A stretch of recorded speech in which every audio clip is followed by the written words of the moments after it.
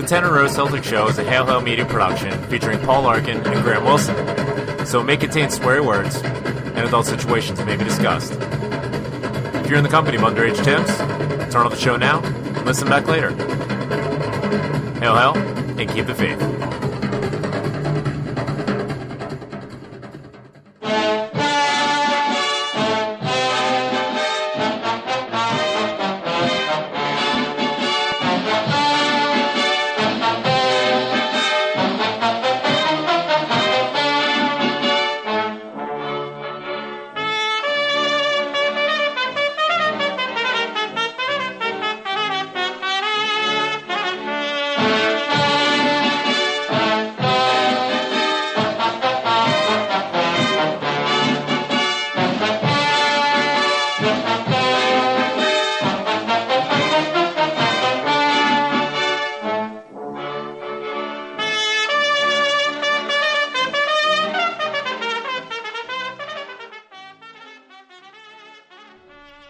Welcome to the 10inaRow Celtic Show, the 8th installment. My name is Graham Wilson, and joining me as always from the friendly confines of Edinburgh, it is the green and white writer, Mr. Paul Larkin. Good evening, Paul. Hey there. A little... Try a new greeting every week. Nobody ever picks up on it, so I'll probably just say hello for now on. Well, until then, a little post-game 10inaRow Celtic Show tonight. Fresh off the heels of a 1-0 result in Iceland. Didn't look too icy up there tonight, Paul. Oh, Jesus. With this kind of banter, how can we fail? Lovely. So, if this is the first time listening into the show, or if you just need a friendly reminder, 10inaRow Celtic Show, 10 topics. We'll have 5 minutes to discuss each topic. And at the end of the 5 minutes, you will hear a klaxon, which means... it's time to move on to the next topic.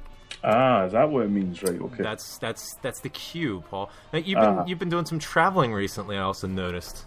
Yeah, actually, before we start, I will just say this. Last week, all the medals have went out to everybody, got to the end of the show, so you should be receiving them shortly. Last week was a tough week for me. I was getting absolute tons of abuse for people who claim to be Celtic supporters. We all know they masquerade as Celtic supporters for their own ends, but there you go. And so I was pretty down, as you knew, at the end of the show. But I just want to say that I was up in the Highlands at the weekend, spending time with the Nairn boys, and I just want to pay tribute to Stu and James and Magoo and Kev, Duncan, Kenny, Trevor, Robbie, Wayne, Simon and Cammy for restoring my faith in humanity. Thanks, boys. This show is dedicated to you. Beautiful. Beautiful stuff. It sounds like it was a nice time up there, and fuck knows, I can't remember any of it, to be honest. And some interesting picture taking for those who that's I'll take the fifth, thank you. Oh, very nice, very nice. So you can find all of that at Paul Larkin74 on Twitter, but yeah, I'll do the Mark Furman defence on that one, I'm afraid. Oof, Mark Furman. Oof, I'm not going to even fucking go there. Well, it's only because I was watching an O.J. Simpson documentary. I thought I'd thrown that reference from 20 years ago. It just was like, I'll take the fifth on that one. Every single thing he said. Which, anyway, we're babbling. Let's go. Well, let me play the role of Cato then and move right along. First topic. 1-0 result in the first Champions League qualifier. Paul, I mean, it's the middle of July. We've only had a handful of preseason games. This is a new regime and some new faces tonight. What's your reaction? Well, I mean, it's the end of the world, isn't it? I mean, let's face it, this is just disband the club and watch ice. Nah. I mean, it's the away kit from last year. I mean, just to start with. Yeah. I had people. I asked the question to Celtic. You know something? I'll retire for life if Celtic ever actually tweet me back any question I ever asked them. That's another thing. But I asked them why, and people will say to me, "Oh, it's because of your kit class." I'm like, "What kit class? They're playing in black and white stripes, and we've got a dark green away kit." Anyway, so that was that, and then there was no sponsor on it. Apparently, there was that's the real reason, because of my wealth of sources at Celtic Park. Told me that the reason was because they didn't want the alcohol sponsor, and the yellow strip was the only one that had no sponsor on it. That was it. So yeah, game itself, pretty decent start. First 15 minutes, no bad. Kind of petered out a wee bit. Looked slack passing, Griffiths and that. I mean, he looked like he was wearing clown's feet at some points. just couldn't get his head together. Second half, slightly better. I think they had the wee bit they were all looking for the manager at half time. McGregor come onto a game, I think he was kind of so what are you doing, basically. What are you doing? Get into the game, and he did big time, and I was delighted to see him score a goal. Absolutely. I mean, as we all, all young players coming through, you want them to do well, and I was absolutely delighted. And I think that can often get lost, Graham, in the whole kind of everything's crap, sort of phase where it's people are going mental about this. The next thing is the fact that there's a young boy making his competitive debut for Celtic, and he scored the winning goal in the Champions League playoffs. You can't get much better than that, and he was probably on top of the world. The team were playing, Christ almighty, they were playing an 8-2 formation. Literally playing, ours was about 4-6 at times, you know what I mean? And I'm sure you've got to touch on that yourself. But we effectively looked like we were playing the two midfielders in Johansson and Mulgrew, and everybody else was just attacking. Yeah. Didn't think it really worked. And the other impression I would say is, if I was Stokes and Griffiths, I'd be back to that fucking hair clinic tomorrow saying, give me money back. It doesn't seem to be working so far. I guess that you need to have a bit of patience with that, and it's more of a long-term thing. I know that it turned out for Wayne Rooney, but anyway. You're right. I definitely agree with the concept that there really didn't seem to be much shape. We started off in I guess it was a bit of a 4-2-3-1 with Stokes playing up top by himself, and I don't think that really suits him to his best acumen, so to speak. I think he just needs somebody up top to play off of, and when it gets congested up top, like it was tonight, where it was, like you say, it was more of like a 6-4. There really wasn't much of a presence in the midfield, so that sort of build up, and then also drawing. When you face packed boxes like that, you need to find some way to draw defenders out and open up space, and we just didn't have that. It was just congested, ball swinging in, and we didn't have the final product. There wasn't much room to maneuver in there. It seemed as though we adjusted the formation somewhat as the game went on, but there really was little effect. It seemed to be a bit one-dimensional, and at times it was absolutely mind-numbing. But nonetheless, getting back to Callum McGregor, I'm delighted that he got the start, and even more so that he got the goal. How much confidence is he probably brimming with right now? A young player coming in, obviously had the great year last season with Notts County, but it's a completely different animal. There's an ocean between playing, in the Championship or League One, and then coming and playing for Celtic and a Champions League qualifier. And he knows, coming from the Celtic system, how much pressure comes on that. And the fact that he comes in, and you're right. He did seem a bit unsettled to begin with, but as the game wore on, it seemed as though he blended in. He felt more comfortable, and the fact that he's comfortable taking those shots from outside the box. It's only a matter of time before they go in, and I was just delighted to see him rewarded for that. Yeah, the way that they were playing, just sitting in, it's really hard to pass your way around that. You've got to take players on, and that's what he did, and he got his reward. Saw comments after the game where it was kind of like, oh, well, I'm still not sure because it's Murrayfield and it's no Celtic Park and blah, blah, blah. Listen, Graham, I honestly think, in my opinion, next week we could go out with a team with Paul Lee, Bruce Lee, and bloody David Lee Roth, and still beating them, no problem, you know what I mean? And that's when Paul's drunk. But I didn't think I'm not got any concern. It was literally like, Forster literally Barney had about 3-4 touches of the ball. Thankfully, given the strip that he was wearing, so we didn't have to endure seeing that all the time. Jesus, what was that all about? Grape Kool-Aid. I was reminded, I was thinking a couple of people in, that's the colours of the faith. Oh, Christ, here we go. But no, look at the. Christ, look at this. It was like playing a Scottish, Division 2 team or something like that, with plenty of endeavour and all that, but absolutely no ability whatsoever. It was like playing a team full of Barry Robsons. And something of note now that you bring up David Lee Roth, Iceland must have the worst singers ever. It was 6 guys in a tin can, and I don't think they must be tone deaf. Yeah, it reminded me of that time that when you tried to sing Fairy Tale in New York on this show. That's how bad it was. Next topic. Speaking of Callum McGregor, he got his first start. We touched on it a little bit, but what's the context here?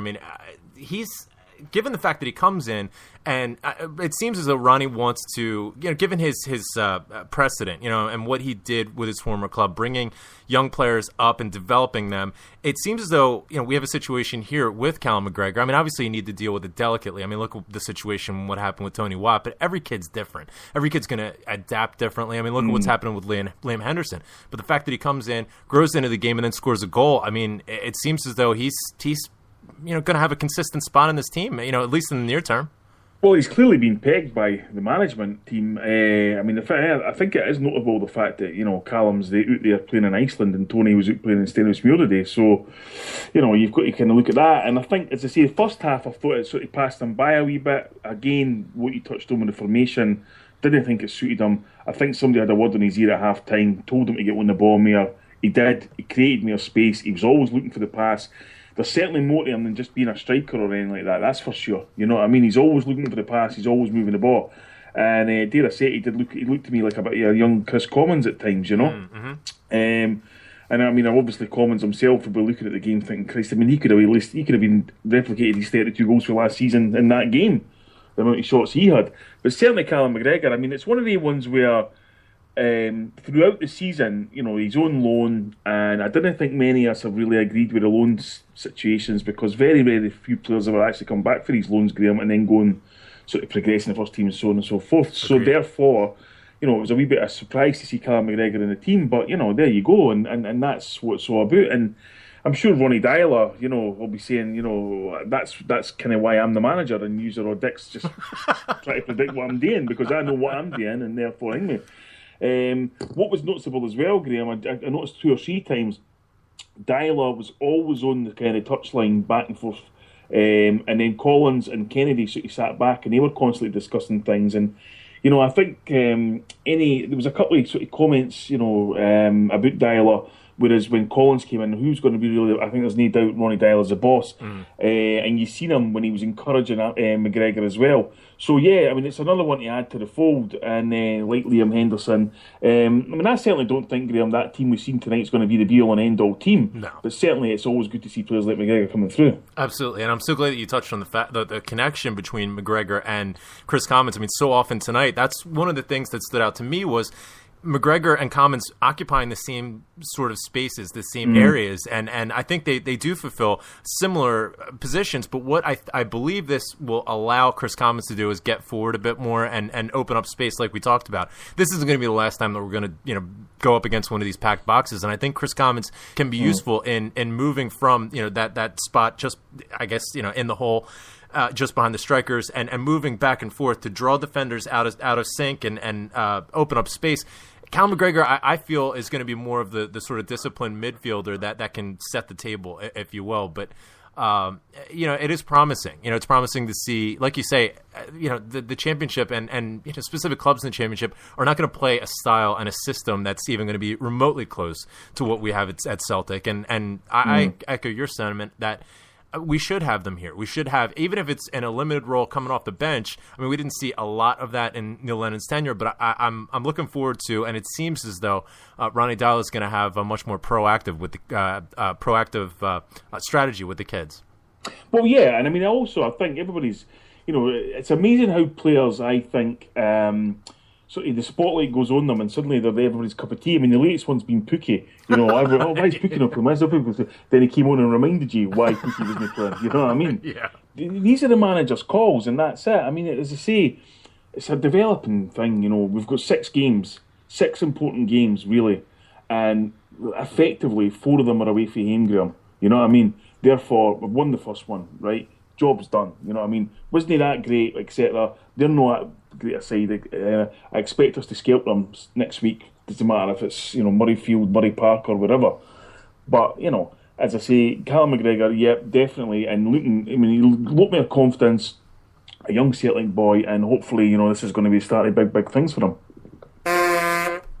Next topic, speaking of Ronnie Dyler comes out and he's criticized some of the teams in Scotland for inverted commas dragging us down in terms of the coefficient and our standing within Europe and the fact that we need to play these qualifiers seemingly earlier and earlier every year. Was he right to do that? Well, I noticed as the comments came out, my good friend Ewan Murray was straight on it and, calling him every name under the sun, giving us Ewan's wealthy Champions League experience, which of course is 2 gubbins against the AEK Athens by Hearts. I can understand completely what Dial is saying. Perhaps the context is that there's always look, we are the biggest club in Scotland. Everybody else hates us. Some hate us for religious, political reasons. Others just hate us because we're a big club, whatever it might be, right? So any time that kind of comment comes out, it's all away. But I mean, what exactly has Dial said that's wrong? We've had pretty decent results in Europe. We've won most of our qualifiers. We're the ones pushing up the coefficient. Nobody else has done anything. You know what I mean? It's like, St Johnstone won one game against Rosenborg and suddenly they're the best team in the world. And it's right. I mean, it's a nonsense. I mean, to me, the target isn't just Scottish clubs to me. The target has to be that fucking clown Michel Platini, exactly. who to me has single-handedly destroyed European football for a generation. And I'm absolutely sick of it, to be honest, Graham. We were having a discussion on Twitter today about it, and someone's just saying, well, how do you change it? Well, the obvious thing is to give clubs coefficient points rather than countries. Exactly. I mean, it's as simple as that. Secondly, start implementing financial fair play. Actually do what you said you're going to do. That was his big idea. And thirdly, stop fucking pumping up teams that are fucking racked with debt and suddenly are able to pay guys 80, 90, 100, 200, 300 grand a week, win the big trophies, and then they get rewarded by UEFA with huge prize money, and then UEFA wonder why nobody else wins the Champions League. You know what I mean? You've got Man U. I mean, there's Man United, right? They've just signed a £750 million deal with Adidas, and that's made them the biggest sports franchise on the planet, worth currently estimated $3.6 billion. I'll guarantee you, Graham, they still didn't pay that debt off because they didn't need to. They would rather just service it forever, and because there's no pressure on them for FIFA. And then meanwhile, they can go spend players. Meanwhile, we've got to go out and scrape the bottom of the barrel and try and find the gems and all that kind of thing. And then we go and win the championship, and no championship you win is ever easy. Mm-hmm. But you go and you win it, and what's your reward? You've got to play 6 fucking games where you can get in the tournament. Yeah, exactly. Whereas you finish it in England. Whereas you get like some arsehole team like Swansea who's never even been in it, and suddenly if they were finished third, they'd be straight into the Champions League group stage, or Man City were. Unbelievable. Yeah, and I mean... Thank you for your question, lady. Go fuck yourself, Sap. And it's so many points that you absolutely were bang on with. I mean, first off, taking up the issue with Ronnie Deila, coming out, and like you said, he didn't say anything that was incorrect. And the ultimate irony in this is he repeated basically what the Scottish press has been pointing out for the past 3 years since the Huns died, and everybody wants to sort of play. The sort of not devil's advocate, but I mean they want to downplay any sort of potential success that Celtic can have and talk about the coefficient's so low and Celtic aren't going to wind up being anything and don't we miss Rangers? Well, go fuck yourself with that. And the other issue that you touched on that's absolutely 100% correct. I mean, this is the Champions League, and we have 6 teams potentially that come out of England that can play in some sort of European football. I mean, 4 teams, essentially, with the account, if you count Arsenal every stinking year having to go up against qualifier, some also ran. I mean, they're always going to have 4 teams in there, and to your point, every championship, no matter what league you're in. I mean, if it's the Scottish League or the Bundesliga or whatever, you're fighting to get that championship, and you should be rewarded. They called it the Champions League, and yet there are champions of reputable leagues and reputable countries that, like you said, we have to go through 3 rounds of qualifiers. It's absolute nonsense. And, they talk about financial fair play and the fact that, they're trying to tackle it. They're doing absolutely nothing. I mean, and this is laughable from an American perspective. I mean, think about, Americans who are viewing the European sort of establishment or whatever, and everybody wants to talk about how capitalistic America is. But, look at our sporting structure. We have the most socialistic sporting structure on the face of the earth. And you know what? It works. There's unbelievable parity in many of the leagues. You look at the NFL, there's so many different teams that can win a championship every single year. And it's because you have things like revenue sharing, so that a team from Green Bay, Wisconsin, total population of 50,000, can go up against both New York teams, with a population of nearly 20 million, if you include the metro areas. And that's what makes it exciting. There's no sort of revenue sharing that's going on. And it's not even, I'm not even talking about the Adidas deal, with, or Adidas, with Man U and all of the promotional supplements that these massive clubs get from kit sponsors and the kit deals proper.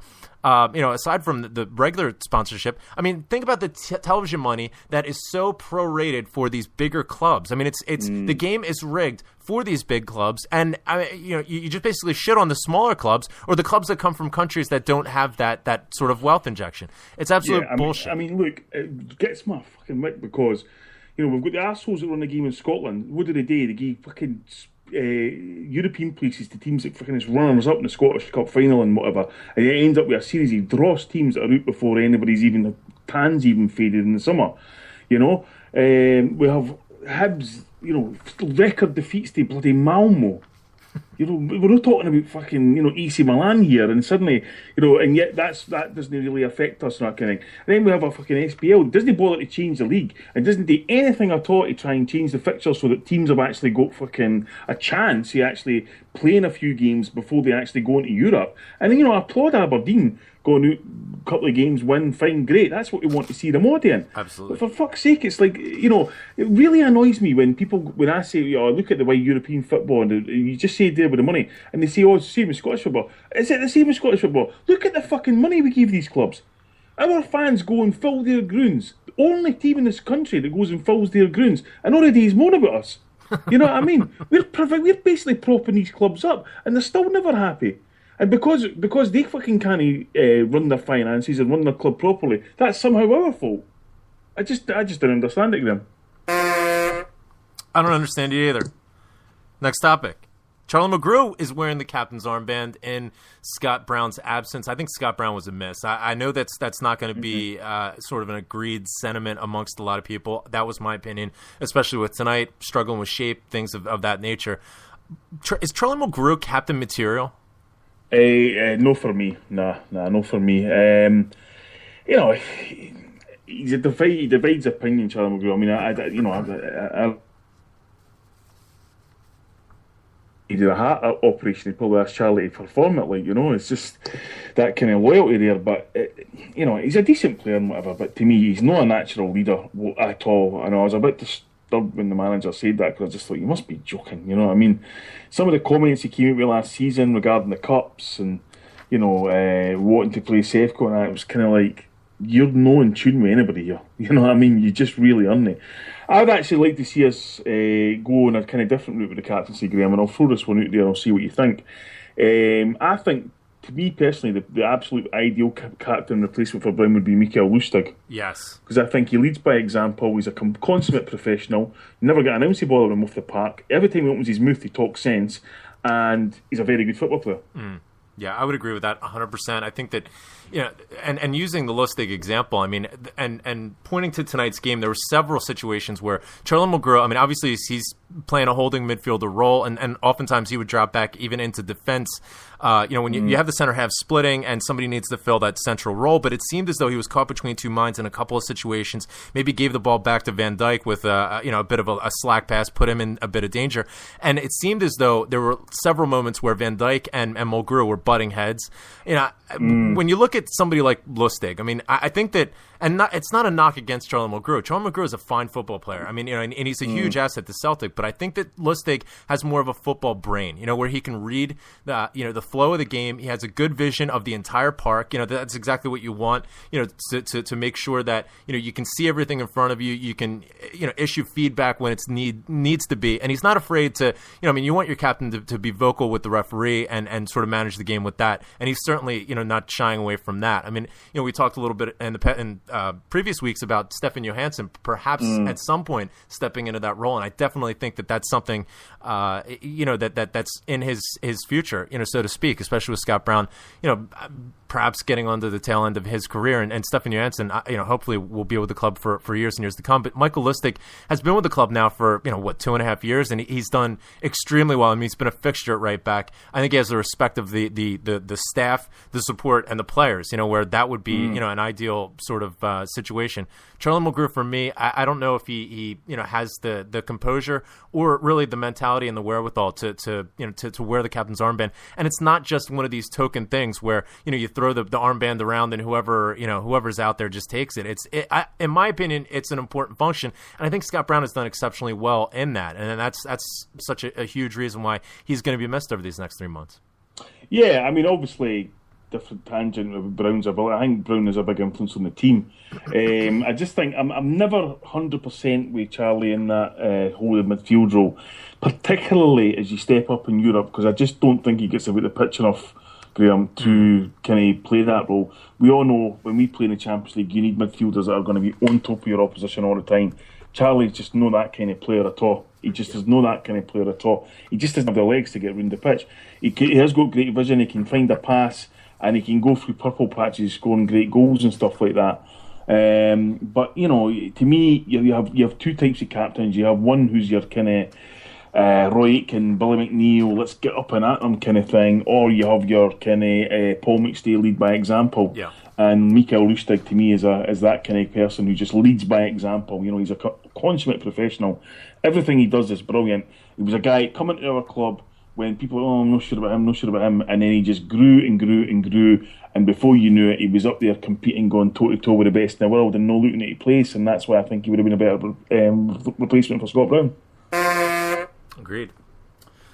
Next topic, we've talked about it already. Qualifiers seemingly needed played earlier and earlier every year. I mean, here we are, middle of July, and we're playing, in my opinion, the most important games of our entire season. Everything hinges upon us getting into Europe and specifically the Champions League group stages. But, with these early qualifiers needing to be played and consistently, coming, fast and furious throughout July and August, are the days of the overseas glamour tours to Australia or North America, are they behind us for now? Yeah, I'd say so, as long as we're going to be playing these three qualifiers. I mean, there just doesn't the scope for it. Yep. I mean, how do you, even in the modern time, how do you get backing across? I mean, clearly we've got and I think it's utterly bizarre. With the opening day of the season, we're not playing, and I just think that's utterly mental. I just didn't understand it. Didn't understand why we just couldn't schedule a away fixture. And it's like in baseball in America, opening day is when you play your first home game. It doesn't have to be when, whatever the first game of the season. So didn't understand it. So there's clearly scope there for a glamour friendly. Obviously, last year we were in Dublin. I wouldn't have any. I don't think there'd be any qualms at all about playing one in New York or wherever. Because it's not that far on a plane, whatever. But certainly, as long as we're in it, I mean, it's a shame because obviously, having lived in America, I know how important it is to people. We had very successful tours down to Australia. We were obviously in Philly 2 years ago, Graham, and I know you've got issues with that concerning merchandise, so on. But you would just kind of hope that to me, it felt like when we were in Philly and against Real Madrid, that all the noises that came out of that game, Graham, was that this was the kind of start of something. Yeah. But now it looks like it was the kind of end of something. Yeah, it really does. And it's unfortunate, I mean, I had an opportunity to speak to Peter Lawwell at that time, and one of the things I told him was, I mean, first off, I was delighted and I was very appreciative. I mean, I told this to Charlie Mulgrew, I told this to Neil Lennon, and, in my conversation with Peter Lawwell, thank you so much for coming over. You can't imagine how much, myself and everybody in North America, both expats and American Celtic supporters, appreciate the fact that they're there, and they're playing there, and, that they recognize this. I mean, any sort of recognition, is so appreciated. With that being said, I mean, I'm the biggest proponent of having Celtic come over here and expand the brand. I mean, we're going through, a transformation of sorts in terms of this country's relationship with the sport of football, as we call it, soccer. But with that being said, and knowing, the issues at play here, I don't want the club to sacrifice anything at all, in the pursuit of getting into the Champions League group stages. And I think that, like you said, I mean, it just takes so much to get over here and then, fly back for qualifiers, et cetera, et cetera. I'm not sure that it's a great sort of use of our time. I mean, you point out the friendly with Real Madrid and Philadelphia a couple of years ago, and that was a one-off. It was a one game. They flew into Philadelphia, played the game, and then basically immediately flew out, and then had to, I believe, they had to go back to Sweden or Norway, to play in a Champions League qualifier. I mean, there's only so much that you can do. It's sort of like playing with fire. I mean, in order to do it correctly and properly, you need to come over for, at least a week, and ideally 2 weeks, as the Manchester Uniteds, the Chelseas, the Barcelonas and AC Milans of the world do and can do. Given the issues that we stated before, and I think that it's obvious that the fact that we have these qualifiers so early it's just the death knell for that. And I can't see there being any, if you think it's tough to get to North America, imagine Australia. It's the other end of the world. You have to go there for 2 weeks. And, the days of being able to do that, unfortunately are over. And it is very unfortunate because you're seeing these big clubs when they do come over, and they're going to start, now that the World Cup's over, they're going to start, having these tours, throughout NFL stadiums and some of the bigger MLS stadiums, and they get huge turnouts, and that brings people into supporting their club. It pains me to say it, but we just it's another symptom of this Michel Platini led. I'll term it a war on smaller countries and smaller clubs. The other element to this that I think is interesting, and I heard a couple of weeks ago on Talk Sport. Yes, from time to time I do listen to Talk Sport. The international director for marketing for the NFL was interviewed on TalkSport, talking about these meaningful NFL games that are starting to be played in London, and actually there's more and more of them being played every year.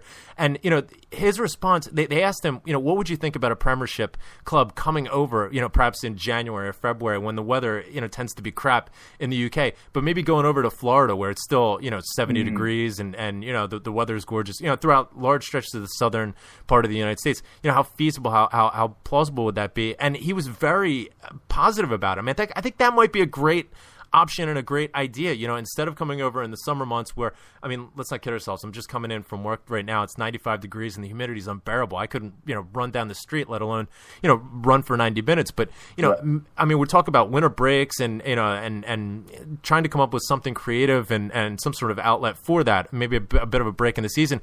Why not, come over and play a meaningful SPFL game in Atlanta or Miami or Orlando, and use it that way. It's not that we have to cut ourselves off completely from North America given the circumstances, but maybe there are other options. And that's something that it's an interesting idea.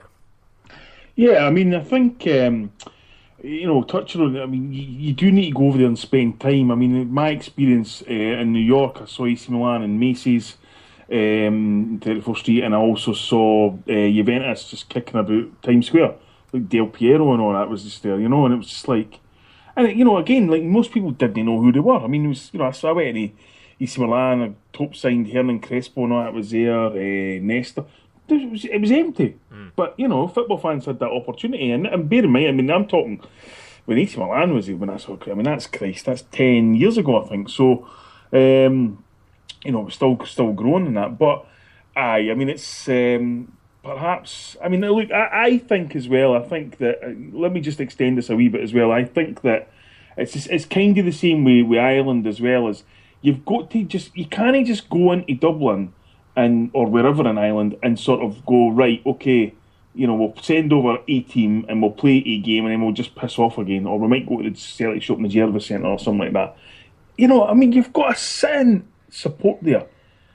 Literally hundreds of thousands of people who profess to support Celtic, maybe even millions in Ireland right now, who absolutely love the club. And so sometimes they're taken for granted, Graham, because they can get over easier and easier now, you know what I mean? Right. But it's easier and easier because you see them at Celtic Park. What you didn't understand, of course, is it costs money. Yes. It costs time. And they didn't all have that, you know what I mean? It's not exactly a fucking spiralling brilliantly economy right now, you know what I mean? But these are the things you should be looking at. Christ almighty, you take that team around Ireland, take them up to visit to Toom and Sligo and all these places and Belfast. Christ, imagine a Celtic team going down the Falls Road, it would just be immense, and these places have changed. Yeah. Like, night and day, Graham, Derry and that. Take the Celtic Park, everything like that, just think, somebody needs to be switched on to that a bit more, and certainly, send representatives over to big St Patrick's Day things. Players that can, and I know that they're talking about this. I know that they're thinking about players that are injured are going to have to do more. As in promoting the club and talking about own game day and all that kind of thing. Send them over to St Patrick's Day things in New York, etc. That'd be send huge. them to things that we can go and identify that there's Celtic supporters there, even if it just means that our current support actually feel appreciated. It's worth it, in my opinion. That'd be absolutely massive. That's a great idea as well. Next topic. Well, that's another World Cup in the books. What was your take on the World Cup final? To be honest, first half no bad. Then it just descended into one of the games that we talked about last week and didn't actually want. First of all, Graham, I think the mindset, pretty much, I watched it in Nairn. Jack was in Nairn. Everybody's wanting a good pint. Go to Jack was in Nairn. But let me tell you something right now. Everybody I spoke to said exactly the same thing, which was, want Argentina to win, but Germany will win. And that's exactly how it turned out. Yep. There was never a stage at any point in that game that I think Argentina were going to win it. And I felt, and Messi, I know there's a whole Messi debate, and I hate this. I didn't like, as I say, I normally avoid Twitter. I mean, it's like, I hate when people just spit this bile at Ronaldo and then Messi, and suddenly they have a couple of bad games, like, that fucking shite, and it's like, give me a break, man. I mean, you watch Scottish football, and you're telling me Messi Ronaldo's shite. The guy never had a great tournament. He started off well, but he petered out. He was well marked and whatever. Fine, great, whatever. But the actual game itself, Graham, in all honesty, I thought it was a World Cup of two halves. Best group stages I've ever seen. Absolutely brilliant. When I go to the knockout phase, couple of decent games. One involving Brazil against Colombia. Brazil, Germany. I have to be honest, I watched that through a glazed face in Dublin Airport, so I've not really got any recall of that game whatsoever. And the final, I would have loved to have seen an early goal in Europa. The only saving grace of the final, Graham, was the fact it wasn't decided on penalties yet again. Yes. Agreed. And it was a good goal. It was a good finish for the boy. But overall, I was kind of like, decent game, not that great. But I'll be honest with you, Graham, I was kind of glad when it was over. Yeah, I agree as well. I mean, I was hoping, like you, for an early goal that would sort of open things up. Didn't even really matter where it was going to come from. But, it's unfortunate where, like you said, I mean, the group stages were fantastic, and then it was all chalk after that. It just became that sort of humdrum and games going down to penalties, and nobody really seemed to be, adventurous at all. It was just sort of, let's pack it in, let's be protective, and let's just ride it out, and that doesn't make for good theater. It's not a good advertisement for the game generally. I mean, avid supporters of the game and people, who watch the game week after week, we're sitting through them saying, oh, this is absolute, this is rubbish. I mean, aside from, Brazil getting the tonking of their life. But, to your point, the fact that it hinged upon a fantastic goal. I mean, that's highlight reel stuff from Goetze. That is something that's iconic.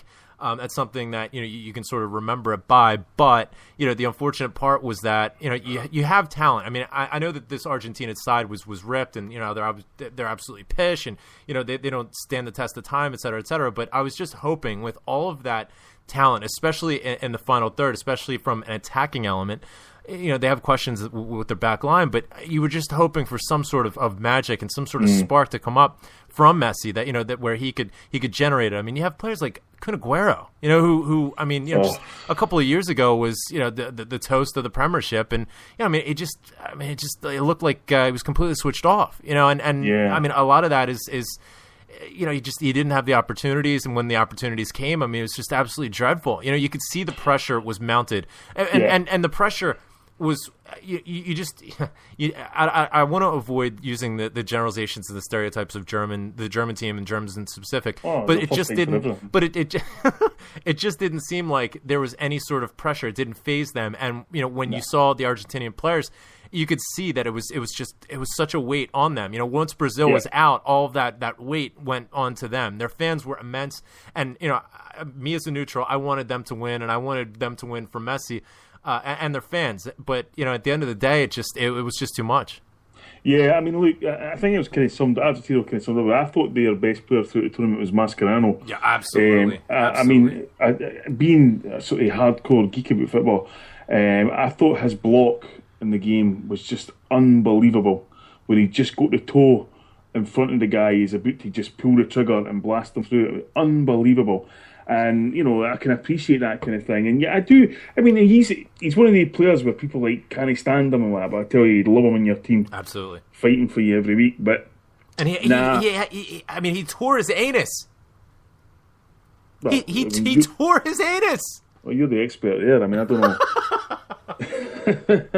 But yeah, I mean, it was one of them where I could even sense it in the pub, Graham. I don't know where you watched it, but I watched it, as I said, I watched it in the pub, and something, it was like, as the game went on, everybody was kind of had an eye on it, and then it just, it started to peter out, and people just were talking and chatting and sort of having a laugh, and it was just kind of like, is that still 0-0? And it was one of them, and I think the World Cup final was probably just one too many of the games for people who had been through the tournament, the whole thing, particularly when the kind of Lord Mayor's show was at the start of the tournament, where it was just game after game, brilliant games and goals, and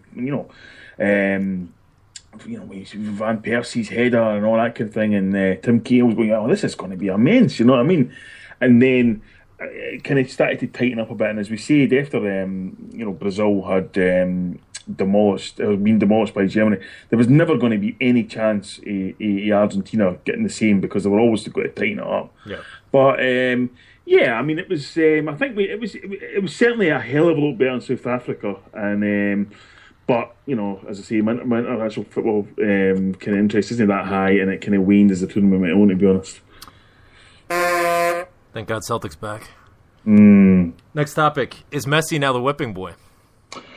Well, aye. I mean, it seems to be the way. I mean, it's... I don't know if you saw... There was a thing going round, and I can't remember the whole thing, but you might have seen it on Twitter, where it talked about all the stuff that Messi's been through in the last year. Like Tito Villanova dying, and then the tax case thing, and he was accused of all sorts of stuff, and blah, blah, blah. And it's like, the guy still scored some amazing amount of goals for Barcelona last season. The problem, I think, Graham, is that Messi is judged by Messi standards. Exactly. And he clearly went through his purple patch in that great Guardiola team where everything was perfect and that, and I don't know if people read Zlatan Ibrahimovic's book, but he kind of gave an insight in it where it was like basically Messi and that, because they've come through the system, they kind of respected everything Guardiola said,